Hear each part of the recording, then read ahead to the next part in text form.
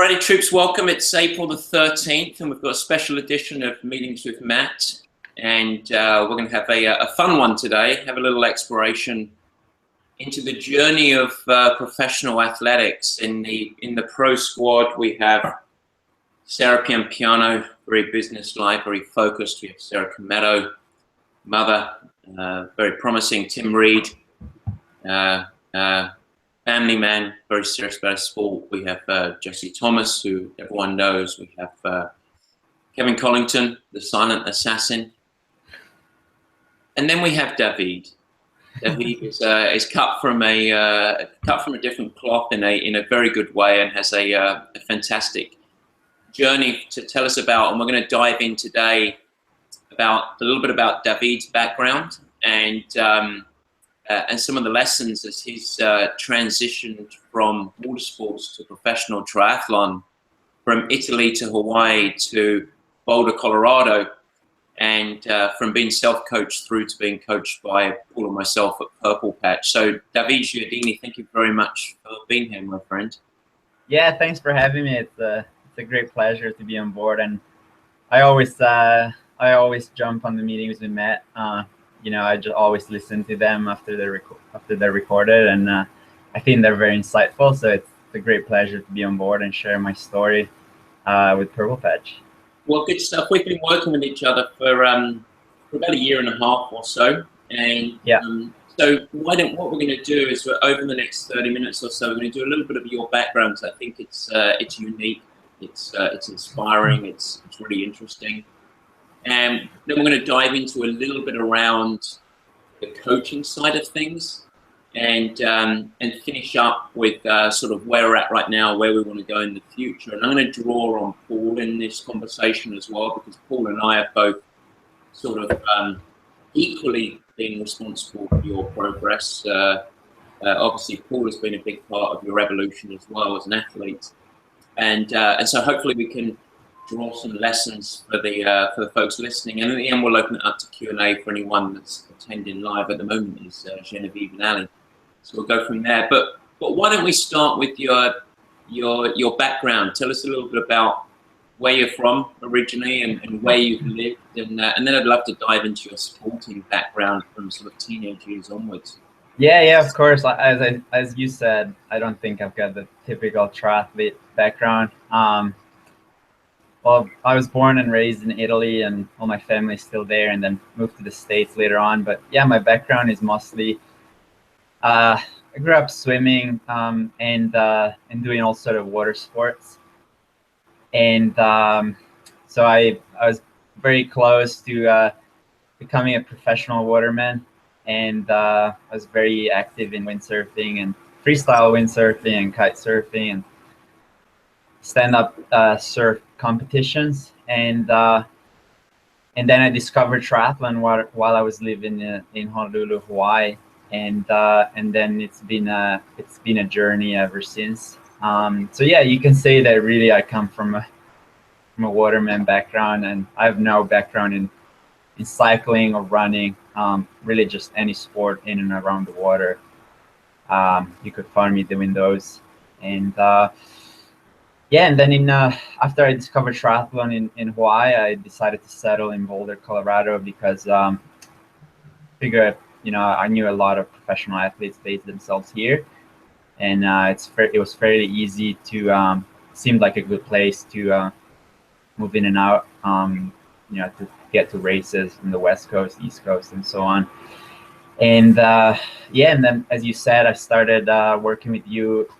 It was in July of 2015, and then I visited San Francisco, and we met. And yeah, I mean, it's been a great journey. And being a professional triathlete, it's one of the hardest things I've ever done. And you know, the training is grueling, and then I've learned to, you know, kind of develop my own brand and be professional in the real sense of the world, you know, making this, doing it for a living. And that's definitely my biggest area of growth, other than the athletic part as well. Yeah, I mean, Paul and Matt, you guys have been instrumental in my development. I feel like every day I learn something new, and the way I've shifted my focus in the training has been, mostly just trying to be present and think about what I'm actually doing rather than just go out and start my Garmin and then, finish up the session and move on to the next one. And so really the main focus has been to just really be mindful during the sessions and think about what I'm doing and kind of use my brain a bit more, really. Well, let's go back, because I think you said several things there. So I want to. Yeah. Sorry, maybe I went a bit too quick. I want to not skip over a couple of things. So Waterman to start, and you said freestyle windsurfing. So paint a picture, because many of us, myself included, when you first said, "Oh yeah, I was a waterman," and I said, "Oh yeah, well." Yeah. But this is the stuff where you see on YouTube and Red Bull. Yeah, it's just the craziest stuff, like the tricks, that you can do with a sailboard, and it's all powered by the wind, and you just glide on water, and then you do flips and spins. So kind of what you see at the at the X Games. That's sort of my background. So nothing like aerobic at all. So how many? It's all just What's the highest you've been on a board of jumping off a wave? I mean, the biggest jumps you do at kite surfing. So probably I would say a good like a 2-story jump. I would say. 2-story jump. Did you have major injuries as a? Not really. I just broke my femur skiing. Because I was also competitive skiing growing up. All my family, they're ski instructors. I'm from the Dolomites in Italy, so skiing was really my skiing and swimming is my core kind of background. And then as I grew up and got into the teen years and became a rebellious teen, then I kind of got on the crazier side of things with the freestyle windsurfing and the kite surfing, and so it was really not much of a discipline sort of sporting endeavors, more like the crazier side of sports. And in those sports, I'm quite fascinated in those sports, the physical demands there's obviously a massive coordination component. There's a strength. From a body awareness thing, that's obvious. Anyone that watched that, you have to have this supreme sort of body awareness of what's happening with the different parts of your body. There's tremendous stability and strength through the core, etc. Yeah, I mean, I think definitely the coordination component is very big in those sports. And so the thing that I find very ironic is that maybe my biggest area of improvement is the run, just because I don't have much, I don't have much connection with the backside of my body. So all the work that we've been trying to do has been to kind of recruit my posterior chain, which I think is very strong potentially. From growing up doing alpine skiing, historically you see that all the alpine skiers and the downhill skiers, they've got very strong glutes and so on. So I think the potential is there. And so that's what we've been trying to access. But yeah, I think the coordination component and the balancing acts. So I think I'm fairly coordinated and have got pretty good balance. What about? It's just Yeah.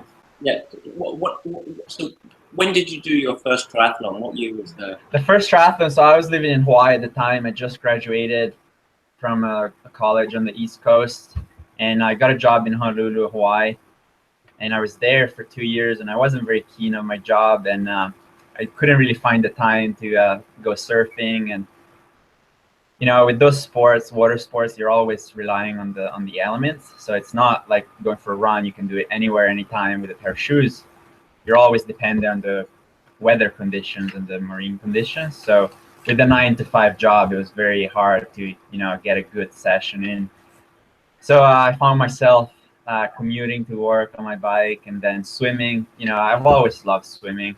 Not so much in the pool, but just in the open water. So I actually swam for 2 years straight, just in the ocean, and never in the pool.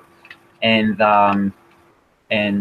yeah, in the end, I found triathlon because a coworker told me, "Oh, you're doing a triathlon every single day because you swim before work, you commute on your bike, and then after work, I started running because of I just wanted to get rid of some energy, and yeah, and then so I discovered triathlon on the island of Oahu, which is actually the original island where the Ironman was invented, and I did the local kind of island circuit at the amateur level, and I found myself pretty good at the amateur ranks. I was always on the podium overall.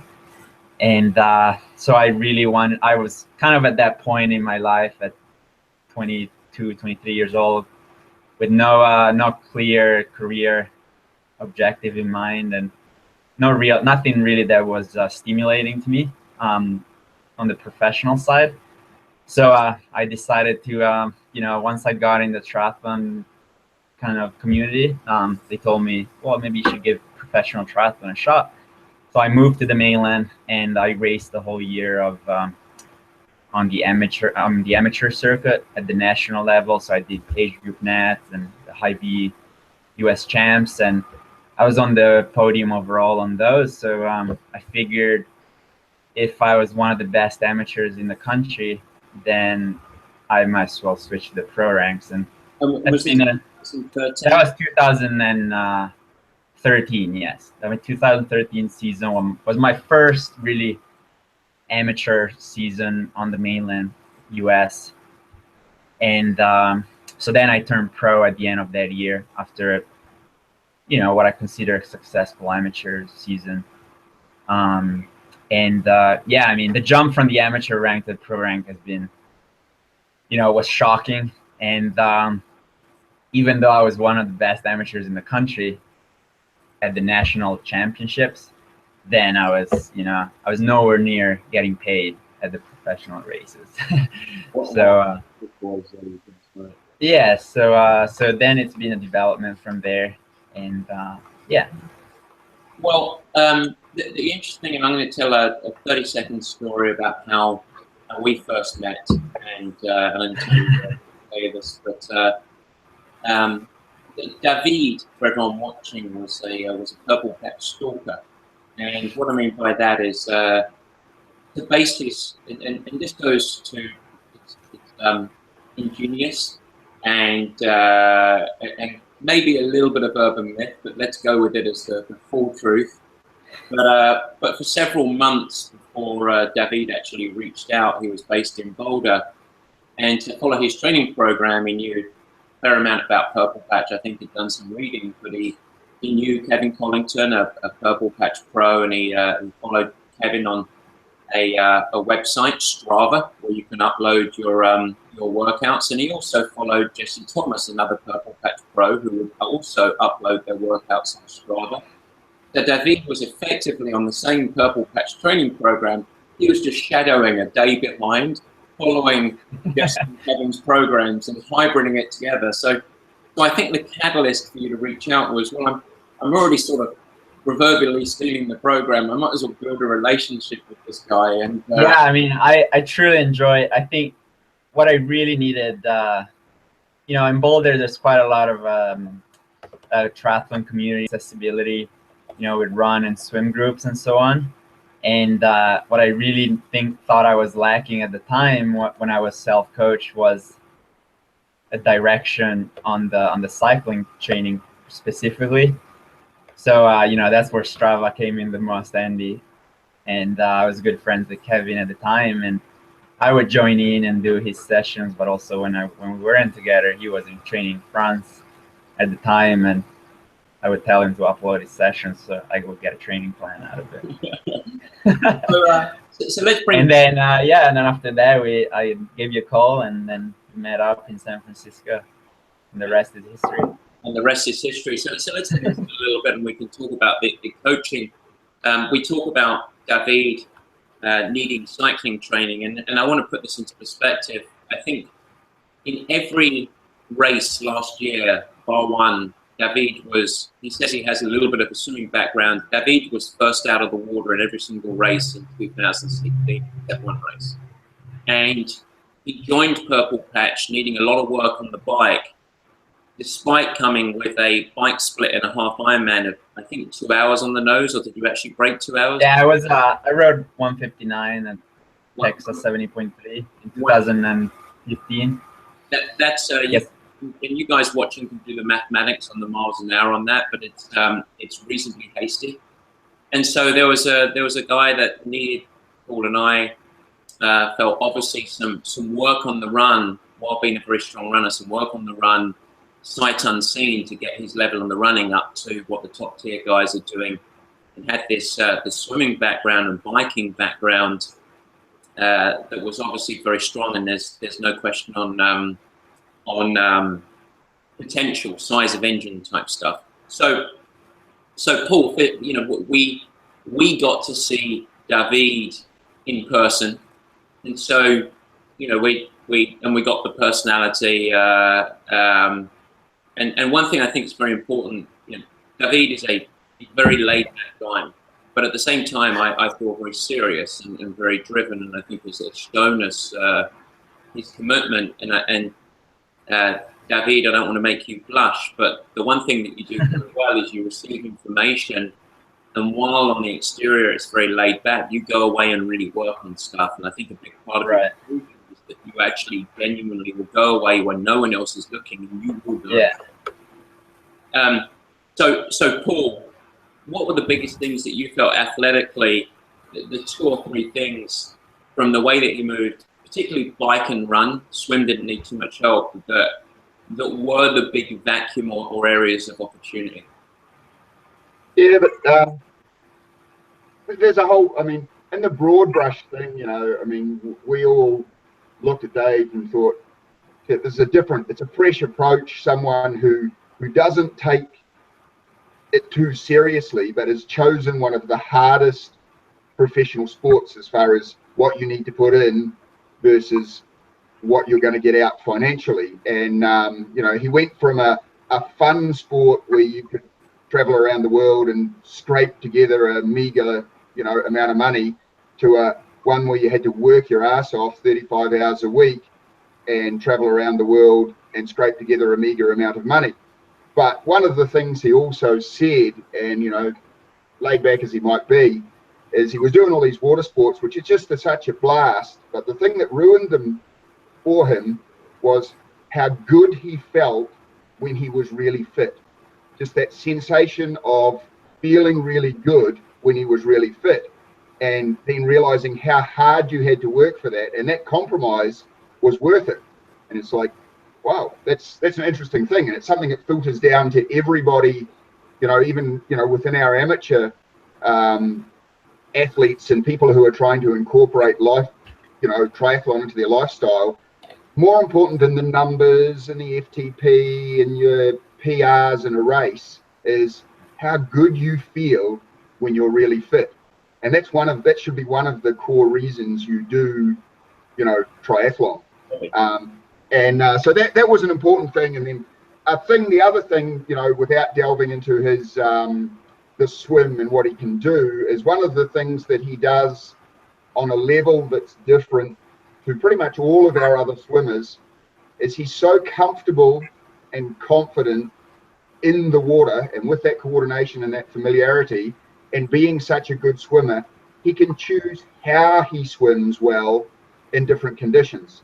So he can go from a fast turnover in flat conditions to a big straight arm, you know, loping recovery when the waves come up, and just do it intuitively and naturally and swim well, not just hard, swim well in all those conditions. And even, you know, Jerry Rodriguez stood on the beach and watched him swimming in similar condition, you know, in those conditions in Hawaii, and I was like, wow, this guy is actually not just a good swimmer fitness wise and pace wise, but very, very good in the water. So that's a thing that everyone can take away, regardless of how fast you swim, is swimming well is in the conditions is such a key component. But, you know, within the bike and the run, there was never any doubt about, you know, Dave's capacity to generate power on the bicycle. And he's got a different physiology to a lot of our other athletes. He's got the hummingbird heart, you know, where Jesse Thomas, you know, is seeing hard work heart rates in the 160 beats per minute. You know, Dave's tapping on 200. And I just try harder. Yesterday he came close a few times. And he's got a different physiology, but as he said earlier, very coordinated guy, very good at awareness of his body, but common problem throughout the sport of, you know, the brain's very good at dealing with things that are happening in front of the body. So, you know, very quad dominant cyclist, and we've gone through a little evolution in his cycling position and his the way he sits on the bike and his pedaling dynamics to recruit more of the posterior chain. Over the course of the next year, we may evolve into a more traditional, you know, triathlon position. But at the moment, you know, yesterday, one of the things when we went out and rode was his pedaling dynamics, his efficiency, the way he was translating his physical capacity into forward momentum on this gradual sort of 3 to 5% uphill. It was a fantastic evolution. He was riding the bike very well, pedaling dynamics, posture, you know, it was, and that doesn't just happen. It's like he said earlier, he's gone away and he's worked on it. It's because everyone, and we've had this discussion before, regardless of pro athlete or someone who's trying to incorporate triathlon into your life, you have physical parameters that will create a ceiling of what you can do as far as output. And that, as an amateur athlete, might just be the amount of time you've got to train and the amount of time you've got to recover and live a life as well as do the sport. So that will give you a physical ceiling. But Dave's ability to go fast from A to B in a whole bunch of different circumstances has improved dramatically, not just because of improved fitness, but he's better at riding his bike now, and he's got more of an awareness. In the same way as he can choose in swimming of how he's going to swim, he chooses in riding how he's going to ride to get the best return on his physical investment and manage that physical resource. So I mean, watching him yesterday, regardless of what the numbers were, it was good to watch him. He was riding the bike really well. So I want to stop there and go back again, David. Yeah. Because you started coaching. You put your sport into someone else's hands, which are us two unlikely mugs. And now that you've gone on this journey, you know, Paul essentially said you have this broad range now of tools, and you're already in the right conditions, rode very, very fast before this. Beyond cycling, what have been the challenges of the journey so far, the coaching journey so far? What have you learned, and what have been the challenges of those two? I mean, first of all, it was really being committed to it. It's I really realized it was really a process, and you just really gotta, you know, trust the training and trust you guys. And you know, there's lots of so-called experts out there that might tell you something and change your bike position, do this in the water, do this swim set, and so on. But at the end of the day, you just got to listen to one voice and close all the clutter out, and just stick to one kind of one word. And so that's been the main thing for me, just really like trusting the process and kind of foregoing short-term, you know, maybe short-term results, and for better long-term progression. So, for example, going back to the quad dominance, you know, I could smash out a few one interval session a week on the bike and produce high numbers, but that's not as sustainable as doing more interval session through the week with more posterior chain activation. So that's really my main thing, really trusting the process. And also you know, I just needed to check my ego at the door a lot of the times. And you know, if you end up doing group sessions and so on with other people, you can't think, well, I'm racing against these guys in 2 weeks time, therefore I can't allow myself to get dropped on this group run. So you kind of have to, you know, do your own thing, and if the plan calls for an easy run, then keep it easy, and there's no point in looking at your Garmin and chasing a certain pace. You know, I often run over 8-minute miles, but my race pace is much faster than that, more like 6-minute pace on the half or less.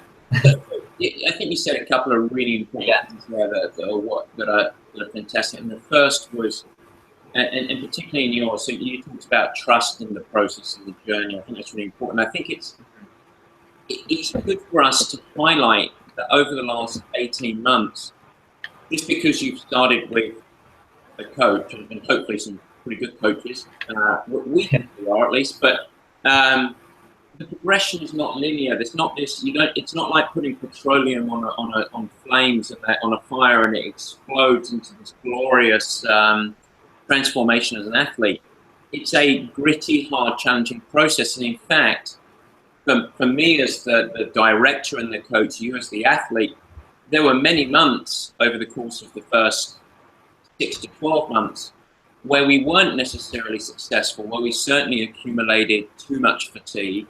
You maybe weren't getting the same response, and that's part of the learning journey. But the one thing that I felt was always there was a commitment to one another, so far as, okay, we must remain solutions based, and while immediate results don't always happen, we're going on this journey. And then the second thing, so from my side, I think that's really important. And when you look at athletes that are generally very, very successful, they have this, it's very rare that a consistently progressive, successful athlete of any level who layers on success and continues to be successful over many, many years, that they will not have a pattern of hopping program to program to program to program to program. That they might make a coaching shift at some time, they might change a program at some time over the course of several years, but it's usually layering for multiple years that the effect can happen. And you know, in our professional program, we have great examples of Jesse Thomas and Meredith Kessler and Sarah Piampiano and on, where these athletes, Tim Reed, multiple years, 4, 5, 6, 7, 8, 9, 10 years of journeys, and you're in effectively your second year. And I think that's very important. Then the other part of it that you said that I think is worth echoing, that I really agree with, and I'm glad that you said, is the sort of checking the ego at the door. And you know, one thing that Paul loves to say is this good for me or is this bad for me? And we spend a lot of time talking to our amateurs about executing the intent and rhythm of the program and making sure that you know when you're doing your session to follow through with that intent. And I think that was actually part of our challenge, our collective challenge, that you had to learn that and our expectations pretty darn quickly. And so that we could have this differentiation between big sessions and easy sessions, no matter who you're running with or riding with, sort of thing. So and that's been I think the biggest evolution of me as an athlete. You know, on the athletic side, I was always kind of moderate intensity all throughout, and still this, you know, big volume, almost 30 hours a week consistently. And now I've seen the switch more towards higher, you know, harder. The hard session are much harder and the easy session are much easier. So it's much more polarized. And yeah, as you said, I can't believe when athletes, you know, change coaching like 1 year from the next. It's just endurance sports like triathlon. You got to stick to something, you know, it's not an overnight success. So, I mean, even for you, it takes time for you as a coach to figure me out as an athlete, and then me as an athlete, I have to adapt to the training. So, I mean, it's been a month, yearly long process, and it's still ongoing. So, yeah. Let's talk about the run briefly for a couple of minutes. I want to talk for 5 more minutes and then five to 6 minutes at the end for questions. Let's talk about the run, and I'm going to start with Paul here on the run. So we talked a little bit about the bike. Paul, what do we see on the run with David when he first came? I mean, you could see the run potential, and there was a lot of, we won't go into all the same descriptions of how short Dave's legs are that we've had over the last couple of days. But yeah, he's not your typical running physique, but he's actually a reasonably, dynamic runner. But it was a lot of back to basics stuff.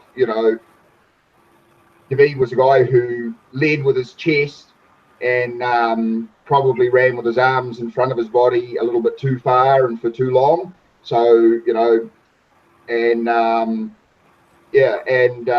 tended, with his quad dominance, one of the big limiters on his run is he'd just get to a place when his quads would just smash to bits.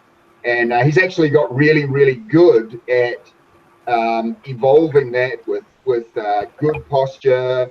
He's got a bit, we running yesterday off the bike, the self-correction part of it, loosening up the shoulders when he gets off the bike and standing tall so as he doesn't tend to lead with his chest. There's a good self-correction there, and it's going. But I mean, he's worked so hard, and because he has this awareness with the posterior chain thing, running on a gravel road yesterday, it was just pleasing to see that every time when his big toe got to the, was pushing off, you could see the push. And if you followed him down the road, you could see the little marks where he was driving off the rear leg each time. So it's been a great evolution, and he's running a little bit quicker than he was before, but he's running sustainably quicker. And as this comes, it will come, with running evolution, there'll be little steps up and away he'll go. So we have lofty goals, and we set these targets, and within the run pyramids and that everyone will see in their training, he's evolving to be able to run more consistently at the faster paces whilst not having to give up anything on his, swim and bike strength. And, part of the run evolution has been the bike evolution. If you can talk to the back of your leg 90 times a minute while you're riding, you can do it, while you're running. And the fact of sharing the load in the riding, of being able to transfer the load from one muscle group to another rather than keep it just in the front of the leg, has helped with the sustainability of the running. So it's a big, it isn't just swimming, biking, and running. It's how those things, and the way, David's evolution on the bike has been a little bit different to other people's, and the way, his bike position and the saddle that we've chosen and the pedaling dynamics is all linked into an athlete specific situation. So it's, but yeah, then you go and watch running, and a lot of the things that were weaknesses have evolved. So now it's details rather than got to fix that big thing. And the one thing I will say, remind everyone that the sport is swim, bike, run, and so much of the work that we're doing on the bike is really important, not just for bike splits, but for run potential coming off of that bike, because that is the game that he plays and we play. One of the elements I think has been very important to help teach the dialogue of brain to posterior, or brain to booty, we might call it, is the hill running as well. And you could actually, David, you've really had that introduced to you at a greater level this year. Some of the loops around the flatter, strong running. Have you? I haven't asked you this before. Have you felt the connection and the benefits of that grade-based running that we do? Oh yeah, totally. So this winter, I went down to New Zealand to work one-on-one with Paul, and he showed me the sort of running and cycling terrain that he would rather have us train on, and it's pretty much anything like that goes up, then that's his favorite. And so then I've been trying to incorporate it here in my home base in Boulder, and because we do have access to those, but I always kept it on the flats. And so now pretty much even if it calls for an easy run or you know, form-based run, I always head for the hills, just because you know, if it's the first run of the day that I do, the first training, it just sets me up for the day, because going uphill, even if it's easy, I can feel that posterior chain recruitment. So you know, people do activation exercises and so on out of bed, but I just feel like I wake up and I run uphill. And it doesn't have to be hard, but just the fact of pushing back with a big toe, that's been really an eye-opening for me. And it's been translating well on the bike as well. And as Paul said, you know, we've worked endless hours on my bike position, and I'm so picky. You know, I can feel, probably it's because of those water sports adjustments. I mean, those water sports years of mine, you know, it's always gear intensive sports that I've been involved in. So I feel like a millimeter or 1 degree difference in my saddle tilt or my saddle height or my fore and aft. So I'm a pain in the ass when it comes to that. And so now it seems like we've dialed it in, and I can really feel that posterior chain activation. But yeah, the terrain, I mean, it's been super helpful. So I always head for the hills, and yeah, I've been avoiding the flats. And then when I do go on the flats, then it's much faster, much easier, and much more sustainable, because the right muscles are working. And I don't know, I mean, I don't know the physiology side of things and so on, but I just know it works from a practical perspective. You knowing that it works is more important than right. how it works. So that's a good thing. 2017, finish off. Give us 1 minute on your race schedule. You've got a big relationship with. Yeah, this year I've gotten a relationship with the Challenge Family race organization, and so I'll be just racing exclusively in Europe this year to chase they've got a series over there, and so I'll be chasing the win for that series. And if that happens, that would be probably the best year for me ever. And so I'll be racing a lot in Italy and in Spain, in the Canary Islands, and maybe Northern Europe. Well, you're racing in about 10 days time in Gran Canaria. I'm racing next Saturday, in the Canary Islands, and be towing the line with some double gold Olympic medalist Brownlee. So we'll see how that goes. He'll be doing his first half Ironman distance race. So make sure you pick him up. And for people that don't know, the Canary Islands are Spanish-owned islands, but they're off the coast of Africa. So that's Lanzarote and Tenerife, and one of the islands is Gran Canaria, and that's what this race is. Super place. Volcanic Islands got a similar feel to some respects to Hawaii, but few less palm trees. David, thank you. Thank you so much. Thank you guys. Yeah, that was great. And we have Aida joining us, who we haven't met. But Aida is purple patch athlete who is multiple-time Hawaii Ironman qualifier and age group champion in Ironman races. And Genevieve, up there in Canada. Genevieve, I'm not sure if you can hear us, so I'll let you go first if you do have any questions for David. Hello there. Can you hear me? We can, very clearly. Okay.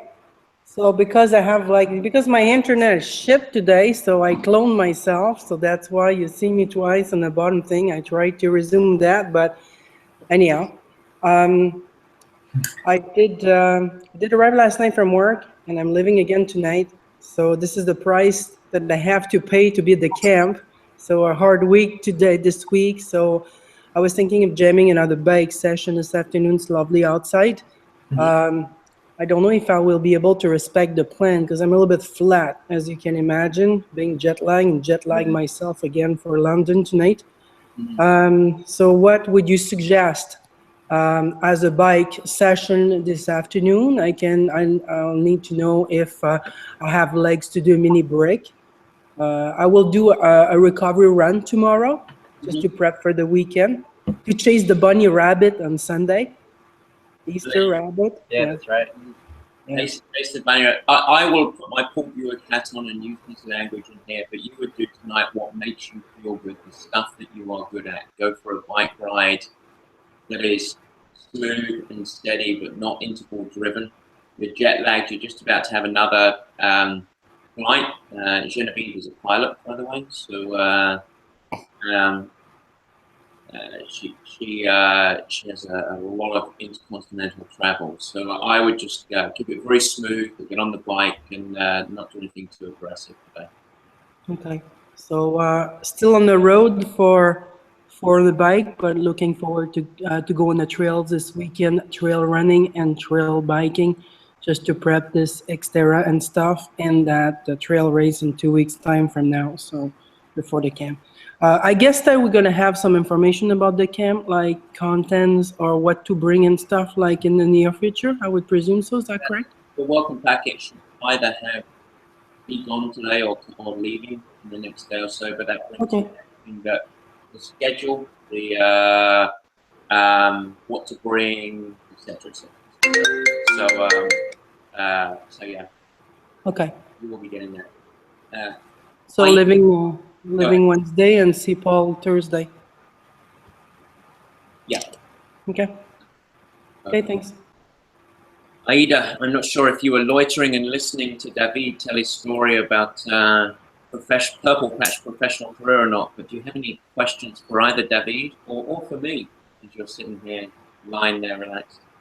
And you're muted right now, I want to let you know. You could unmute. It should be in your, if you hover over the screen, your top center. You're still muted.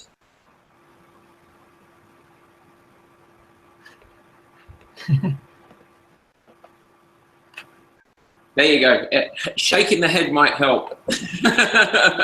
Keep shaking really hard. That might unmute. All right, we'll wave. We'll talk next time. David, thank you very much. Awesome. Yeah, of course. It was great. Awesome to have you. At the moment, Paul is actually in Boulder with David and Kevin and Cecilia, who many of you guys will be getting to know in the coming weeks and months. Cecilia is one of our new professional athletes who's a trained doctor. She's gone through medical school, but she's putting off her residency so that she can race professionally for a couple of years based in New York City. You'll get to meet Cecilia, but out there with also Drew Scott as well, I should not forget. So those guys are going to get busy and go training today. And for everyone else, thank you very much. Travel safe to London, Cecilia. And David, onward and up for 2017. Of course. Yes. Thanks for having me. Yes, take care.